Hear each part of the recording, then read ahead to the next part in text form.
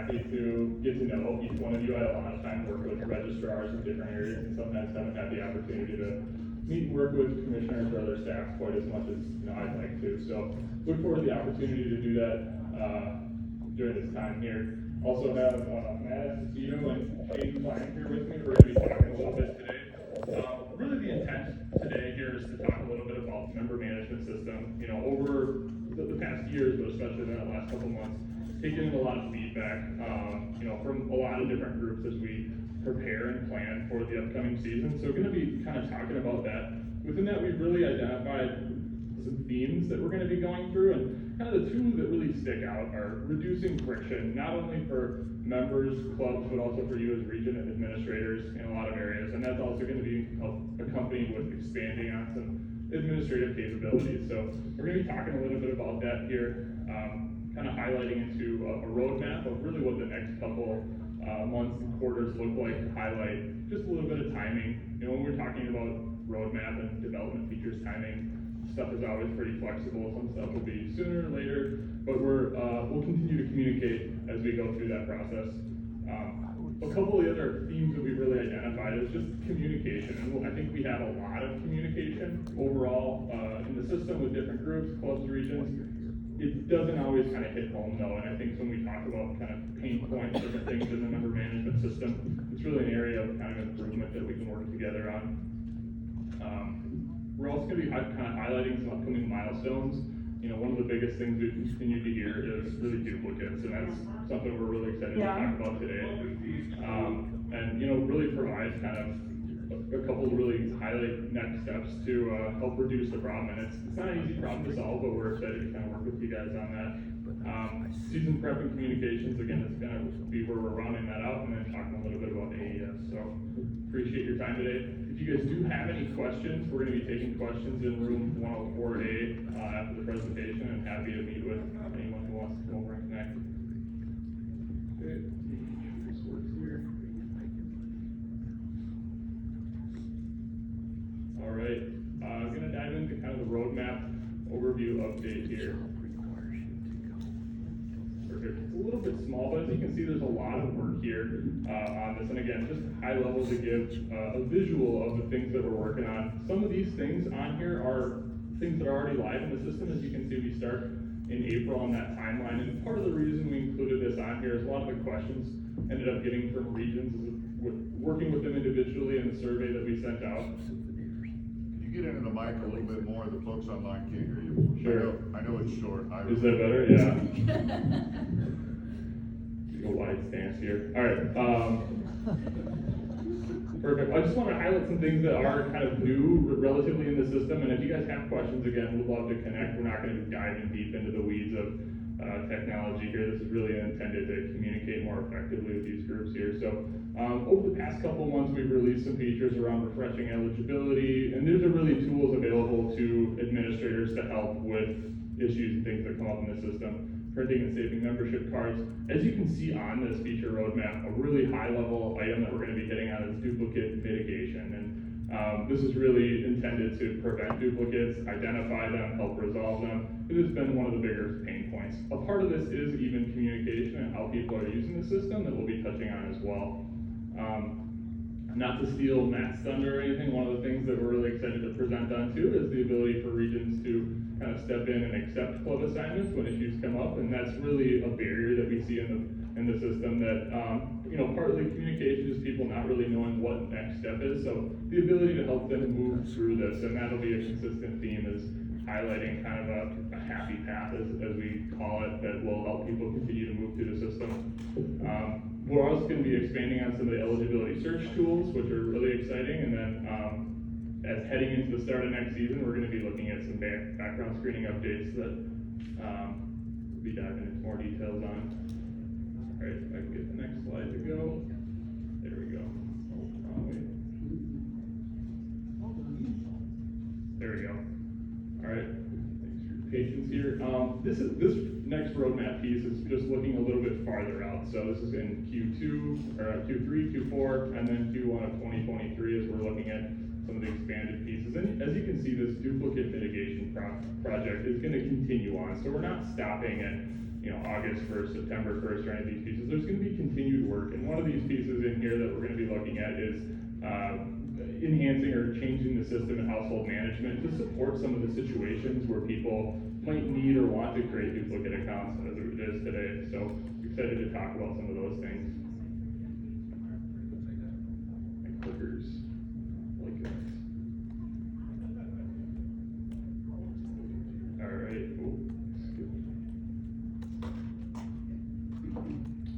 Thanks for your patience here. I think we just skipped this slide, but that's all right.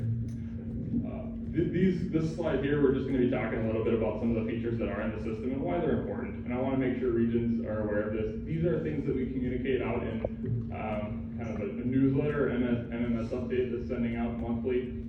This tool is really in the system. These are two features that are available for regions today, and that's the ability to help a member connect to Save Sport. And these are the situations in which they have an account, they've done certain things, and that needs to be kind of connected from the sports engine to the Save Sport side of things. So if someone's missing training or any pieces, you can kind of step in and help facilitate that. Again, the refresh eligibility button that we've added in there too is if there is an issue with somebody's system or eligibility loading, the ability to just kind of refresh that and push that through to make sure that people are getting into the approved and eligible status. One of the next things that we'll look at here is going to be the ability to save membership cards and the receipt page updates that we made. This is really going to be highlighting features for members. Some of the most frequently asked questions that we get is in the support queue is how do I get to my membership card and what do I need to do next? And these two features here are kind of live in the system today, but they allow members to get to these areas a little bit more easily and save that membership card. On the receipt page area of here we go. The receipt page area of after membership checkout, we are taking people straight to a page that says, hey, you're not done yet. Click here to go to your eligibility requirements. And this is really going to help them understand that they still have to do things like complete a background screening, Save Sport, impact training, anything that might be beyond that waiver checkout process. All right. Membership reporting. This is another live update in the system that I want to make sure regions are aware of. And so these are some things that we've provided to help solve some of the questions of how do I know how many members I have. So you have some quick reporting features in the membership area of the system to easily set a date range and specific membership types that will give you a unique membership total as well as total sold. So if you do have a situation where people are getting multiple memberships, you can kind of identify and understand that. That also will give you the total money collected after refunds and discounts as well, which is really helpful. That also has the ability to get to some quick filters and exporting in our new payout reports. This is going to be something that's continued to be expanded upon as we look at our fintech tools continuing to evolve. Really trying to help create some helpful dashboards as well, where you can see money coming in via the type. You can look at all your orders, export that information as needed if you're pulling it up QuickBooks or any places like that. So excited about these features. Again, they're live in the system today. If you have any questions about them, please stop by. Electronic document updates. This one is really highlighting the ability to go look at when someone signed a waiver and to print a waiver. This is available for members, but also for regions and clubs as well if there's a need to go look at when that was signed, who signed it, and when that was completed. Gives you a little bit of history tracking as well, so if something does come up, you'll be able to see that. Regions are able to, again, override waivers if needed in certain situations, if memberships are being gifted off, if you have paper waivers, something continue to be reviewed. So that's what we got for things that are in the system today. Next, I'm going to invite Matt up to talk about upcoming enhancements that we're going to be working on into the near future here.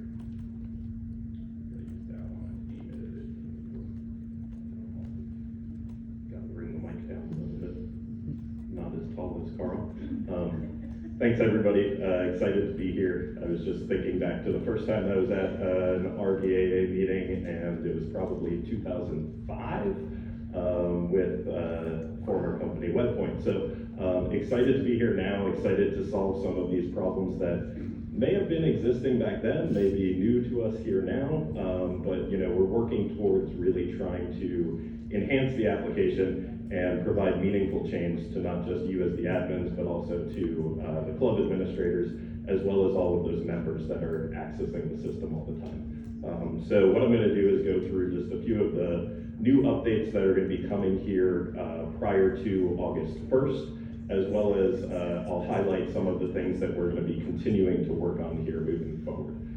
So as Carl mentioned, the regional club assignment process will be out there and available for you all to be able to accept those club assignments on behalf of an individual. Fairly straightforward as far as how it's going to work, but a few different ways where you can engage it. There's actually going to be one more way here as well, which will be right in line within the rostering process within governing seasons as well. So right when you're in that process and you need to manage something, you'll have that ability to go in and take action on behalf of that individual.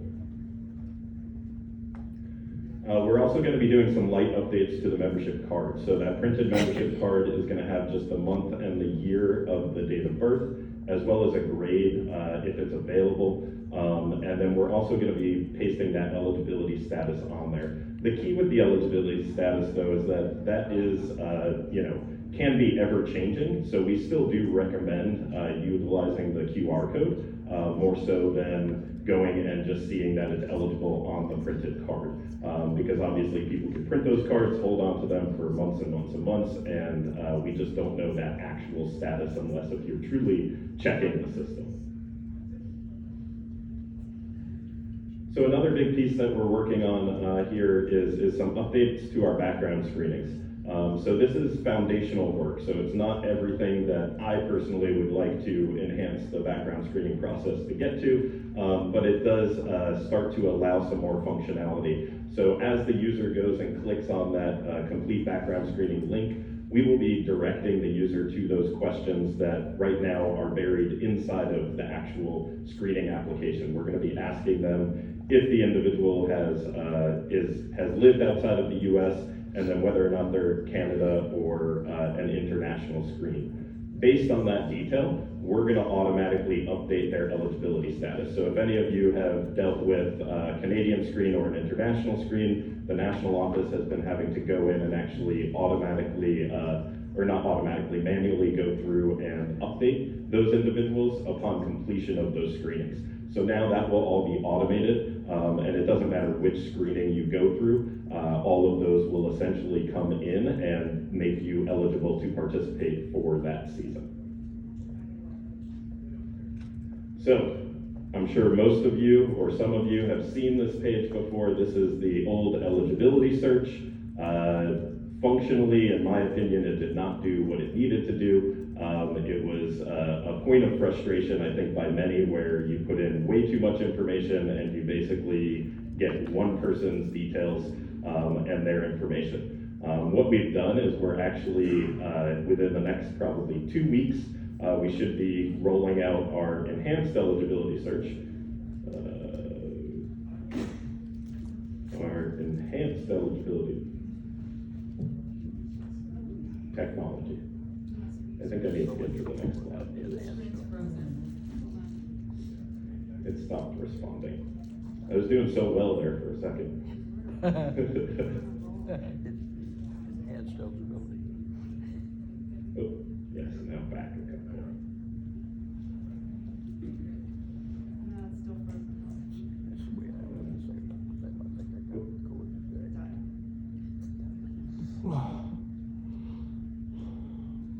There we go. That's where I should be.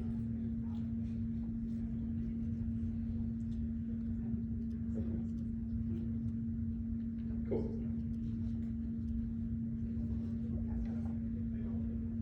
So yeah, so our enhanced eligibility search, as you guys can see on the screen here, it might be a little bit small, but ultimately, type the search to find the individual. We will pull up multiple results for that person. We will show their eligibility status as well as what memberships they hold, so that you can quickly and easily get in to see data across all regions. So that's the key piece here too, is that you as regional administrators will be able to go into this search, type in a person's name and a piece of their first and last name or their email address or their member ID, and we will go and find that data. We're also working through filters as well. Right now you just see region and club over there, but we will be adding age ranges as well as a few other features for filtering that data out so that you can easily find the individuals that you're looking for. I forgot to say, please silence your phones before we start the presentation. So did That's I. okay, though. I did too.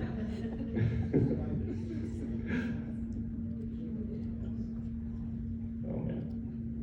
Now I can't get to the next one. So yeah, so eligibility search is gonna be a really neat tool that will provide a lot of value to you, and hopefully we'll be continuously updating that one as we move forward. But this will be out here again, like I said, in the next week or two. I don't know if we're frozen again. Or... Trash can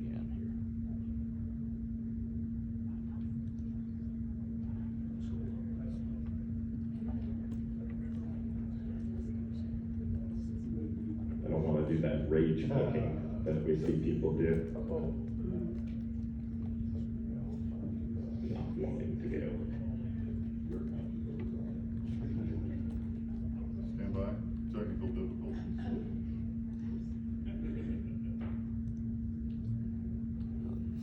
See, now the music from the phone would be good.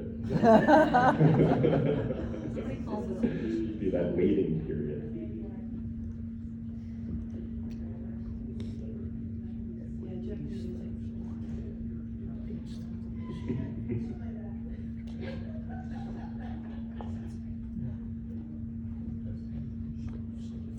While they're waiting, can you address support enhancements through the help screen? Support within help, I know Carl has some answers on that. I'm just the technical guy that does stuff.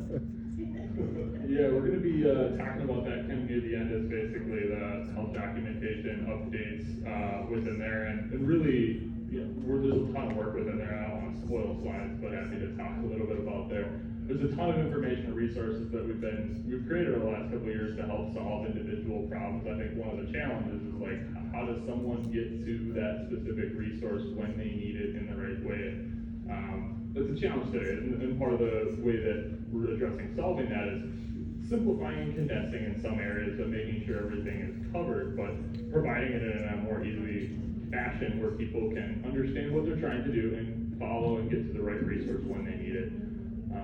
So that's one of the big pushes, and then also expanding in ways to help regions communicate out to clubs within the standard flow of getting operating up in a season. So if there's individual things that you want people to know, processes to follow, kind of easier, better ways to have that a little bit more automated within the system if needed.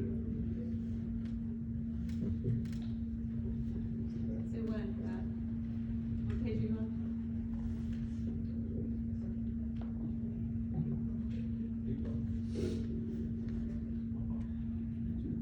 One more and then we're good. Cool.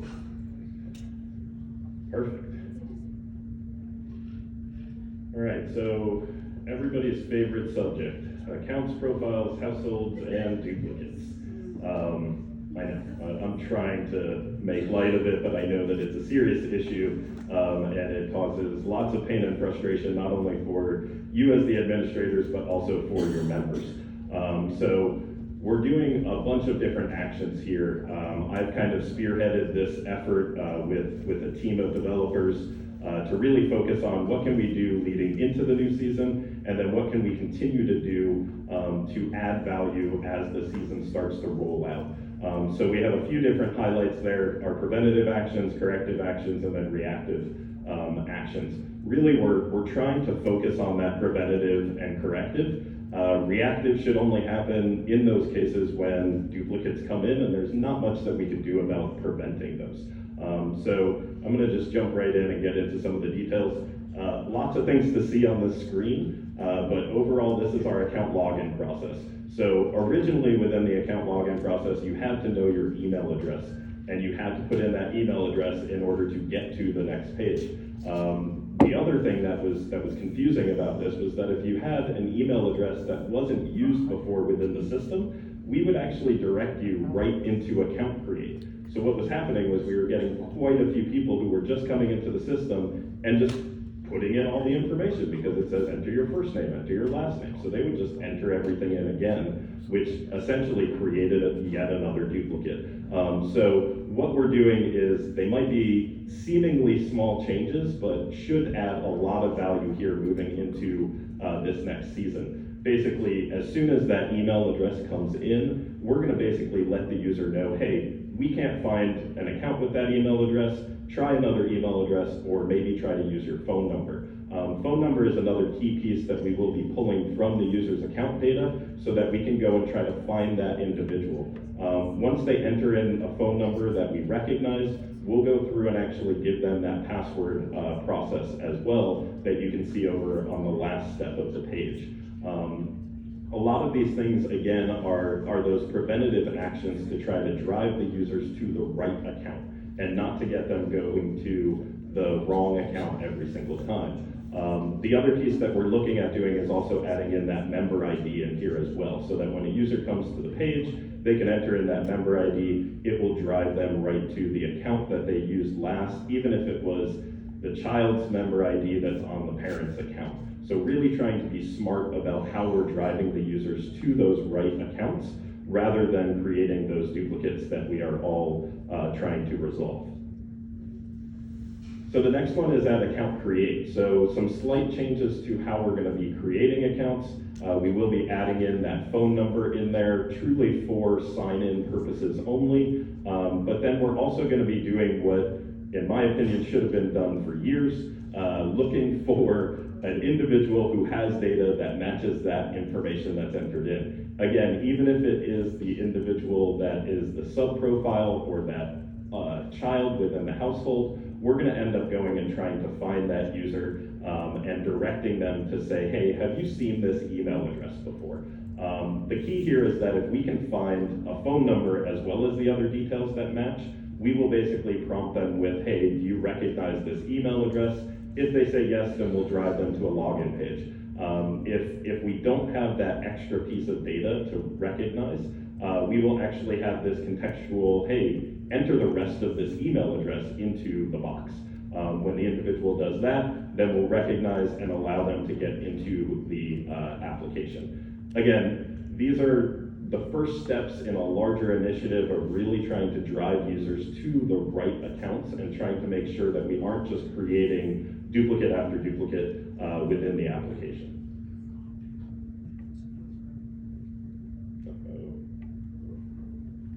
We were rolling there for a second.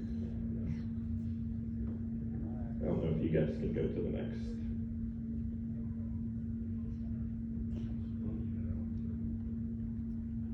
There we go. There's a chain of computers going on up here, Oh. so it's freaking out a little bit. No worries. Perfect. Oh. There we go. All right, so the next update is some of our corrective actions. So the corrective actions are really trying to guide users to merge their profiles. What we've realized is that users are getting into the system and they don't recognize that they have duplicates within their account, and there was no real way to understand how to resolve those individuals. So right now we'll have in a few different places the ability for the account owner to go in and actually resolve those duplicates that are within their accounts. This is gonna be fun. We're gonna stop doing full Yeah. screen. There's a bunch that I'll be flying through on this one for what it's worth, so.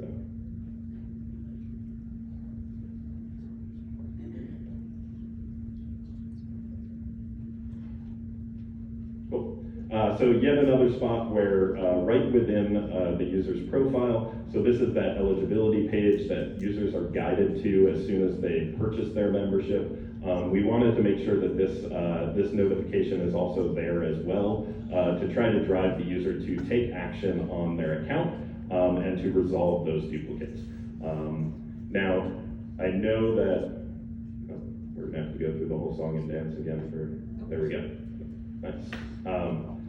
So what we're trying to do as well is making sure that we have some other tools within what we're calling our account reconciliation. So this is coming up. This won't be available right around August 1st, but will be coming very soon after that. This process will essentially bolt into the login flow when we recognize that there are multiple accounts all for one single individual. So we'll go through and basically make sure that we are sending them out account details, and then also going in and having them react and allow them to merge their accounts themselves.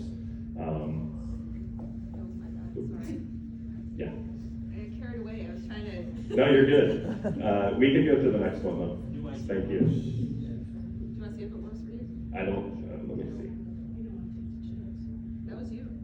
Yeah, that was me? Okay, cool. Because I was like, I felt like we were out of order, but that's okay. All right, so this is our next future iteration of what we're calling our profiles. So within the household page of your account, right now, it's a bit confusing for individuals. What we're really trying to identify is color coding of age identifiers, making sure that guardians can be able to manage the account in more ways than they can right now, which we recognize as very limited, as well as being able to create accounts for teenagers or other individuals within your household. So that's a big one. We know that there's a lot of teens that want to access their own information, that want to manage their data, but they need to be attached to a parent. So how do we do that? We make sure that the parent has an account, but then those teens can be actually submitted underneath them, but then the parent can also provide access to those teens if they so choose. So it's again, that same concept of Apple, where you give your child access to certain things within the account. Those are some of the flows that we're trying to go into, as well as really making sure that we can easily add family members to the overall household that an individual has. This is only the first kind of slide of what we're trying to accomplish within account management and household management, but all of this work is teed up that we'll be starting here as soon as we get through some of those mitigation efforts for the beginning of the season. So you will start to see a lot of these changes here coming very soon that will help to provide more understanding of the users within a household, and then how to kind of manage those individuals.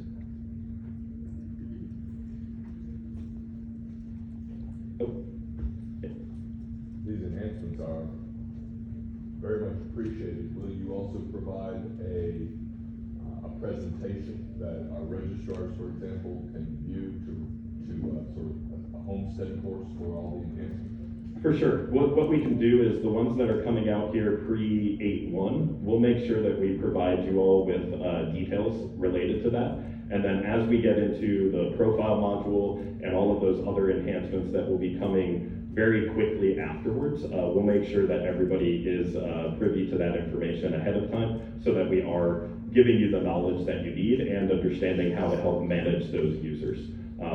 A few of these, like this one with the Sports Engine HQ duplicate awareness, this is actually going to be out within the next week. It could actually be out here right now. I just don't know. I haven't checked in with the developers yet this week. But ultimately, this is driving you as an admin to recognize right within a profile page that, hey, there's a duplicate of this individual within your account. Go ahead and click on that link to be able to manage that duplicate. So the key here is that we're actually doing it right in line within the overall profile page. So not dropping you off to another section, bringing up that information, making sure that you can recognize it, and making sure that you as the administrator can go through and resolve it. So this is only the first iteration of this project. The next piece will start to enhance those merge tools like Carl was talking about, to make sure that you can actually find and resolve duplicates in a much more meaningful fashion. So this is kind of laying that foundation and the groundwork to get us to the next step. Yes? Follow-up question on the duplicates, so you're not. Wait, can we use can we use microphones? I don't wanna make Nancy mad. Yep. They wanna hear the question. They just wanna hear the question, so you can either ask it and you can repeat it, or Yep. use the mic. Thank you. Thanks. See, Nancy, I got your back. That's good. microphone. Thank you, Dan. Do you want to hold it? Yes, could you hold it for me? My arm's tired. So, question to follow up on the duplicates question. So you're not ready to fix the merge account because it's managed by another account holder, where it's the child that has a parent that has a duplicate and it says cannot merge. You click on Y, it's being managed by another account. So we're not ready to fix that yet. It's gonna be a very fast follow. So what we're gonna be able to do is, we can recognize it, and then once we recognize it, we will have a link to go and click to resolve, which in the short term will essentially send that request that you're doing right now to CS, will automate that process. So that is kind of the key piece, because some of the duplicates that we're seeing, like you said, are very difficult, because they have an account holder that has one name, and then the mom has another account with a slightly different name than the father, and they both have a child underneath it. We need to just make sure that we're doing the due diligence rather than just a straight merge of those profiles, to make sure that we're not merging it all together. So that's where guardianship comes in, and some other details that we're working on as well in tandem. And in the past, we've sent help requests for merging accounts. Yep. Will we be able to merge instead of sending tickets? So that's where the key is that in the first iteration, we're gonna make it easier for you to send that request. So you'll have a button within that display that I showed you on the user's profile that you can just press resolve, and it will send that request to CS. So that's the first step. I didn't want to not provide that, because I knew that that was one of the key areas that you're running into so many difficult issues with. Okay, great. And then the other question on twins, resolving twins issues. How's that coming along? I think we need to take that one offline. I don't know exactly what you're referring to, but I know that for this, it will be exact first name, last name, date of birth, to make sure that we're resolving that. So I'd love to understand more of what the issue is related to twins. Same birth date, same last name, different first name, they want to merge. The system wants to merge them, so. Okay.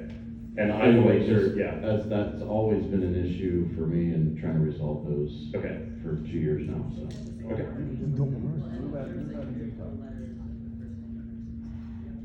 Steve, you can't talk unless you have a microphone, thank you.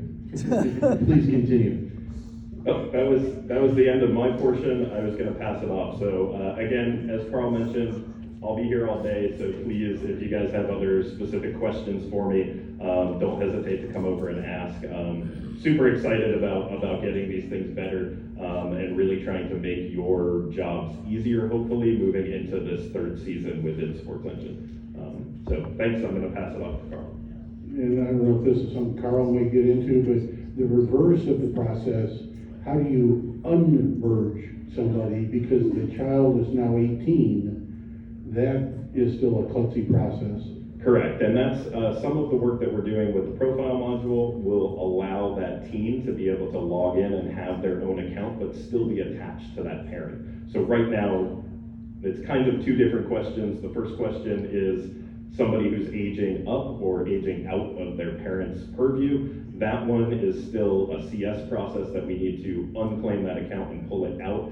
This profile module work that we're doing will start to make that a better process for the parent or yourselves to be able to have that individual get their own account.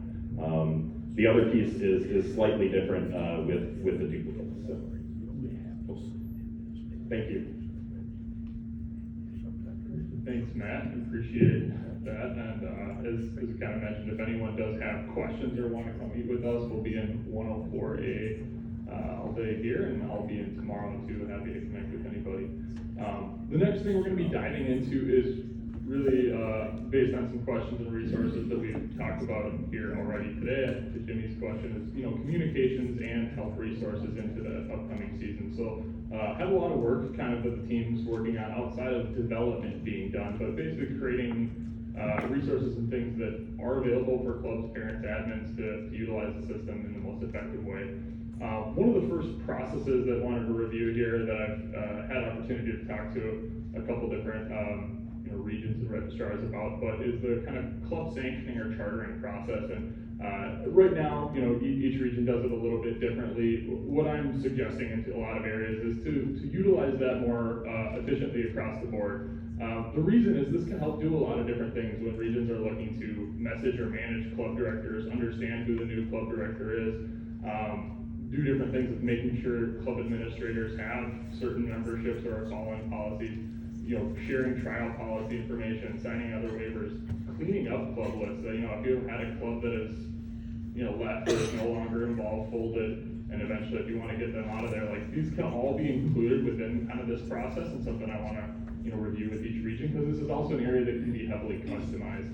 Another area that we want to focus on here is making sure there's some automated help messaging going out to the admins once they're approved that can be set up by the region and determine what do I want to share with them. It's like, hey, you're ready to go, click here to get into the system. This is really your next steps, to make sure some of that's getting to those club admins. Because I think one of the biggest challenges as we look at people having issues with the system is, sometimes not knowing what to do, where to go. And so this is just one of the ways that we can make sure that that's layered on there.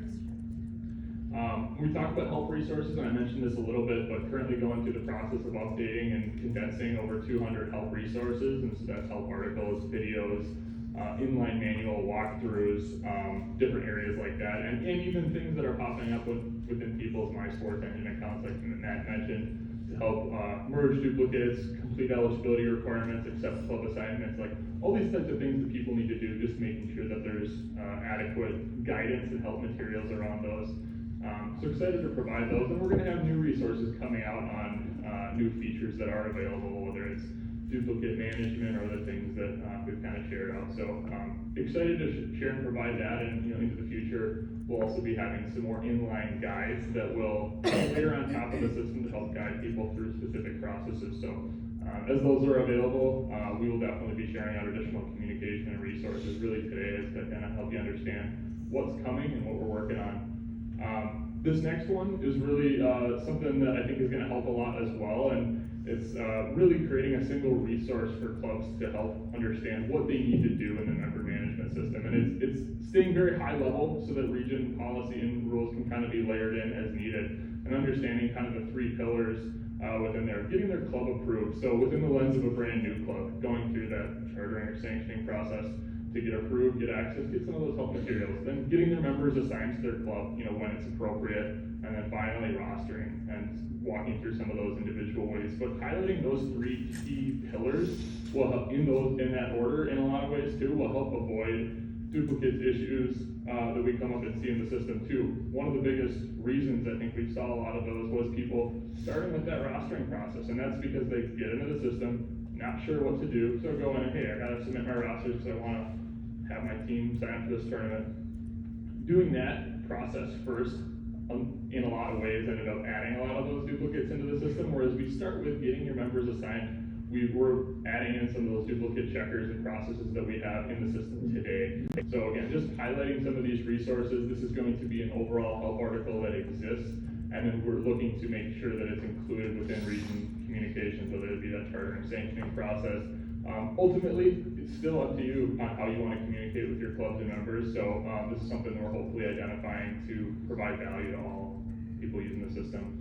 And then finally, again, improving kind of the communication around connecting to AES as an event management system to make sure people understand the easiest ways to connect over their rosters, players and staff. With that, I'm going to hand it over to Shane to talk a little bit about AES, finish this up. Thanks, Carl. So my name is Shane Klein. Nice to see all of you.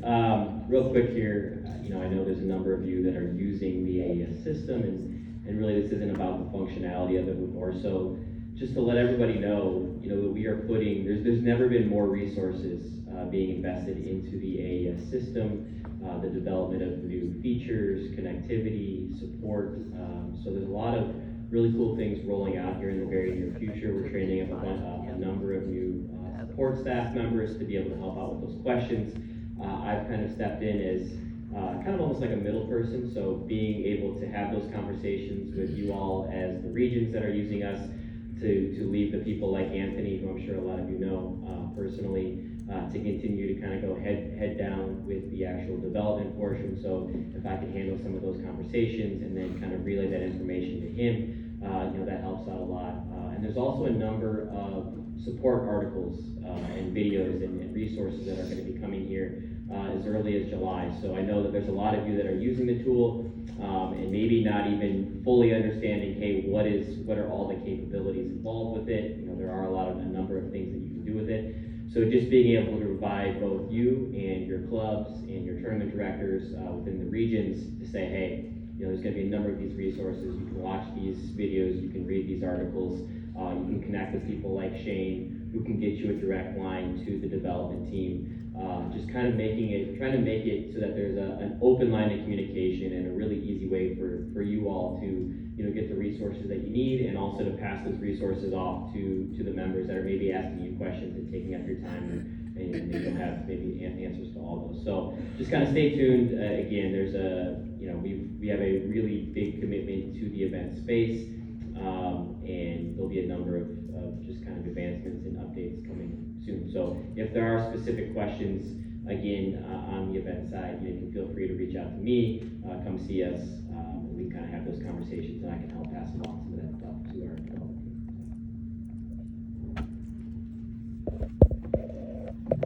And that's all we got for you here today. As we kind of mentioned, feel free to come find us in 104A if you have any questions, and look forward to speaking to you.